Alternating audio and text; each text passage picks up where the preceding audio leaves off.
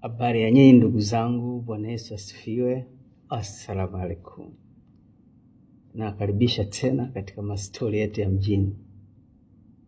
Leo nimekuja na vitu hivi vitatu mfahamu. Sijui kama na mimi nilidanganywa kipindi hicho au la.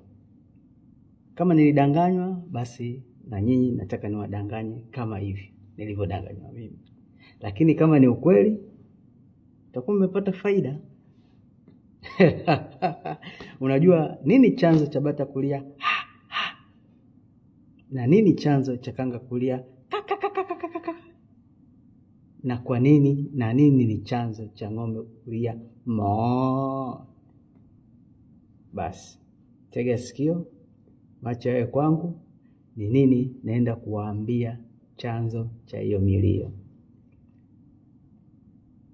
Nimesema kama nilidanganywa, basi na nyinyi nawadanganya kama nilivyodanganywa.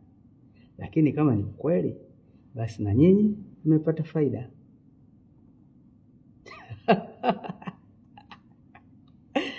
Bana, wanapenda kuniita Mani Joseph au Mani Joseph Tembo.